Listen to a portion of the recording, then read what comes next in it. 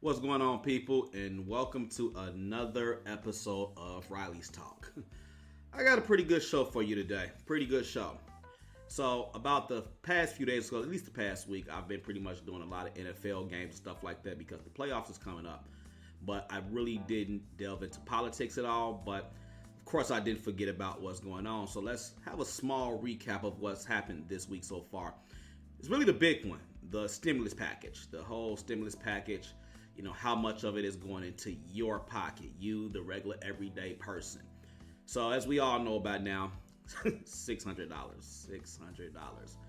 I mean, what are we supposed to do with $600 after this whole thing? I don't care who you are or how much money you make. At least in my own personal circle, I don't know hardly anyone that is not affected by this whole COVID thing as far as employment or how much money was or should be going into their pocket.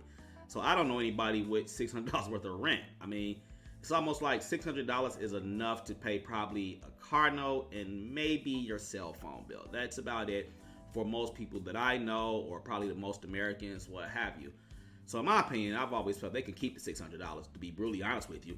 I mean, I'll take it. I'll take $1 if you're giving it to me. But so that's pretty much been the big news of the week. So it was signed into law after, a few days, a couple of hiccups and stuff like that. But the big sticking point was this. Donald Trump decided to try to hold it up to get Americans an extra $2,000. Now, I know a lot of people don't like Trump. If you don't, fine by me. It is what it is. So if you voted for Biden, that's your vote. I've always said that about everybody. Your vote is yours. But even before the election, Trump tried to hold the bill up about, he wanted people to get $2,000 checks. So after the bill got passed with the $600, Trump was like, hold up. I said $2,000. So eventually Trump caved, though. He caved. There are some reasons why he caved. He got the whole political battle with, him trying to quote unquote steal the election and stuff like that. But Trump, during this process, the whole stimulus package process, he personally was not your problem. Your problem, and it has been this way for about 10 to 12 years, is Mitch McConnell. Mitch McConnell is a jerk. This dude here, he's only interested in himself. Maybe the Republican Party, maybe a couple of his constituents, but generally speaking, he's only interested in holding on to his own political power.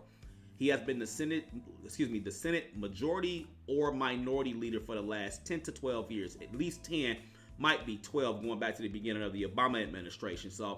But Mitch he's a problem.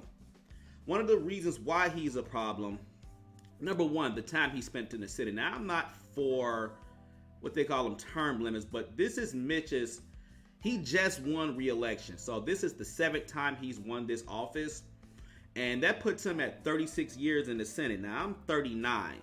That means this man, I was 4 or 5 years old when this man won his first Senate battle. I mean, he's been there for a very long time. And he's been the Senate majority leader since about 2015. So anybody that is kind of keen on how the Senate works, the Senate moves a lot slower than the House of Representatives because there's a lot of Arcanian rules that goes back to the beginning of the time, not beginning of the time, but the beginning of the Constitution that makes the Senate take much longer to debate and pass bills.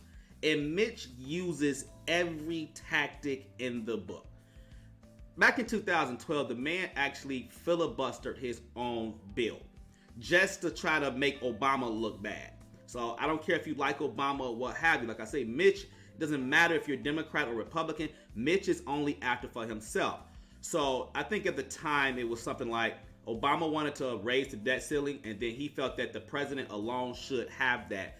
So Harry Reid, he tried to bring it to a vote and stuff like that. And so then Mitch McConnell was like, well, I bet you I'll let it come to a vote if you can show me you have the votes. So he showed him that he had the votes. This is where Mitch decides to ask for what's called a supermajority. Basically, this is him filibustering his own bill.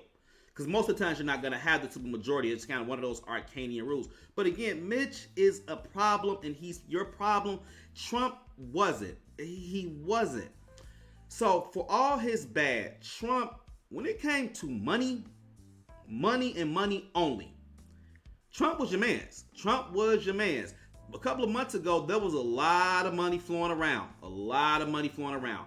In Trump's little 4 years in office, African Americans, especially in a lot of minorities, what have you, our purchasing power went up. I've seen this personally. How many new entrepreneurs do you know nowadays versus say 10 years ago?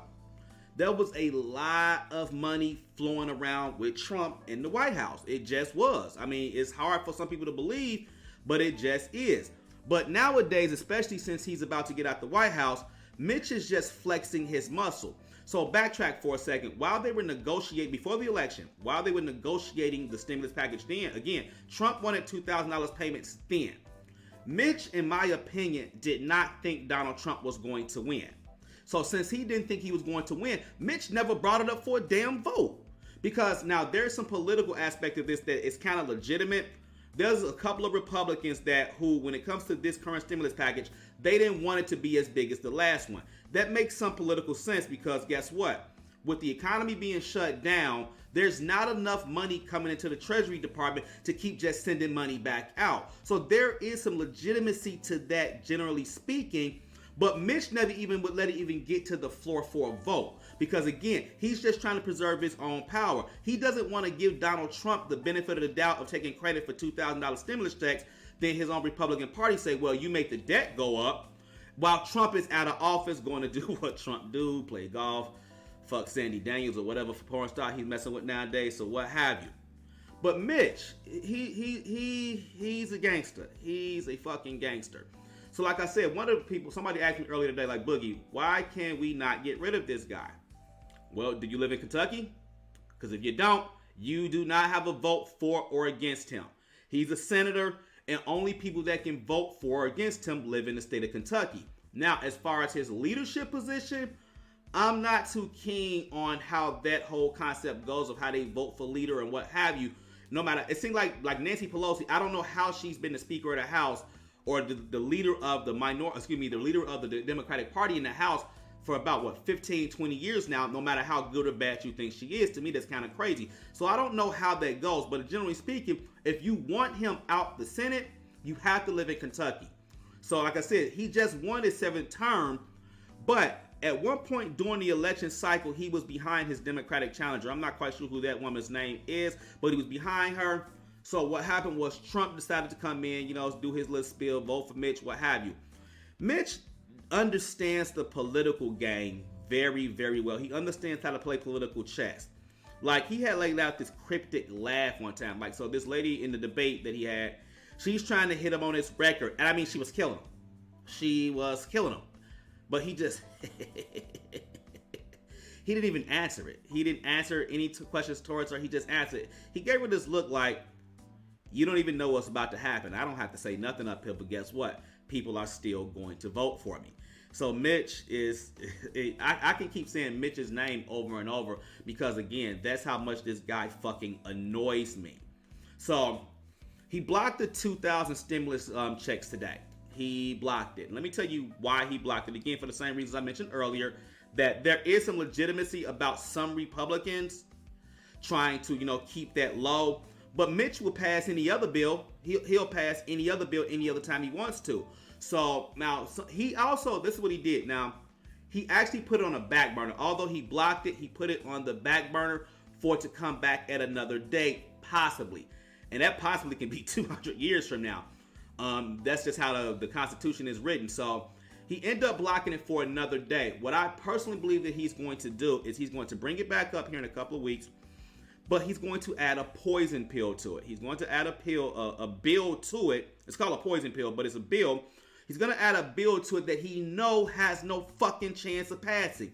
And as of right now, it looks like that bill is Provision 230. Provision 230, basically, in so many words, it came out in about 1992, but like most bills, I said, it can go back on the shelf and come back out years later. So Provision 230 basically shields social media companies, the Facebooks, Twitters, Snapchats of the world. They shield them from liability, unlike the news, like New York Times, the Sun Times, ABC, NBC. They have more protections than those type of networks because they're considered more entertainment than actual factual news. As you can see on Facebook, everybody put up everything. So Trump being who Trump is in his war with Twitter and Facebook and things like that, because he considers them all fake news or what have you, he wants to take those provisions away. So there's a couple of Republicans in the in Congress that wants to use this as a political wedge, but I can't see it happening. So he's going to put that provision in there. Well, if y'all want this $2,000, y'all have to approve this bill as well. And it's not going to pass, and we're going to have this same stalemate we always have. That's Mitch and the Republicans, and Harry Reid, Nancy Pelosi, what have you, and the Democrats. They're both going to be pointing fingers at each other. We tried to pass it. They tried to pass it. You know, they're going to do this whole political game. But that bill will not pass. It will not pass under any circumstances. And Mitch knows this. He knows this, and he purposely does this type of stuff all the time. It's annoying. As I said, he's your problem. Trump, especially if this is not I am not a pro-Trump person. Anybody that knows me personally always know this about me. I dealt with Trump. Whether you liked it or not, he did win the election. He did. I mean, we can get into the whole electoral college, stole it. It should be, it should be the popular vote. Right now, that doesn't exist. But if you are African American, when it came to money, and I mean money, nothing else, money, Trump was your man's. Fuck a wall. Pay me. How much money is going into my pocket? Migrants at the border? Whatever. What's up with my tax rate? So I live in Chicago. So when I mean like money and like migrants at the border and stuff like that, especially African Americans, a lot of people I know, we will pull our American card when it benefits us. So back in 2017, that was a really funny story.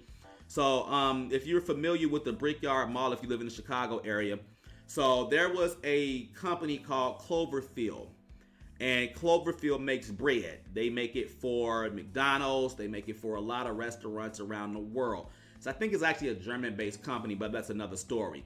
So one day there was an ICE raid, and during this ICE raid, 800 workers were removed. That's a lot of people. Well, there's a reason why that happened. So some of these workers were permatemps. They were allegedly being hired through a temp company, but some of them had been there for 15, 16 years, in some cases even more. So this temp company really didn't do the background on the people that they were supposed to do. So now, I think they were all Mexicans. Let's just assume they were Mexicans because this is Chicago that I'm talking about. So what happened was the African Americans, the Black Americans, whatever you want to call us, were getting tired of the low wages, the fact that some of the supervisors couldn't even speak English. It was a Black versus Mexican thing going on inside of the place. Well, guess what? One day somebody got tired after Trump entered the White House. They called ICE. The African Americans, the Black Americans did call ICE and got all the Mexicans up out of there. So, and I bring that up for a reason. Money. When it came to money, how much money is going into your pocket and my pocket, especially if you're an American citizen, we don't give two shits about no damn wall. We don't give two shits about, matter of fact, illegal immigration. Your ass don't belong here. You don't belong here. You're taking money out of my pocket. That's just, when it came to money, Trump's was your man's. But Mitch is doing literally everything right now to undermine that.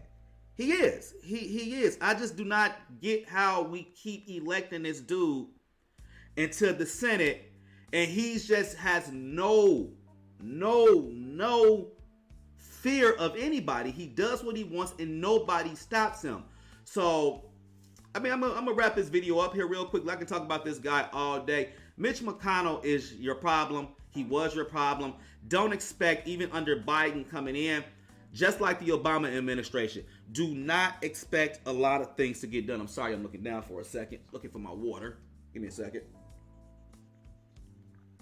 So, do not expect a lot of things to get done under Joe Biden, quite frankly, thanks to one Mitch MCConnell. He's just a jerk. He's a fucking jerk, and I just really wish he'd go away. I just really wish he'd go away. He only cares about himself. He doesn't realize that there are everyday average working Americans out here that, are struggling. They are struggling. The cure has been worse than the disease. Now, that's not his fault per se, but you know, you obviously know this. You again, what is $600 going to do for you? What is it going to do for me? My computer I'm sitting here right in front of right now, I'm not trying to be funny, but it costs more than $600. So basically, you just pay for somebody a fucking computer, and that's it. You know, so anywho, thank you for tuning in to Riley's Talk. So you all have a good day, and I'm going to start getting back into politics a little bit more. So talk to you later. Good night.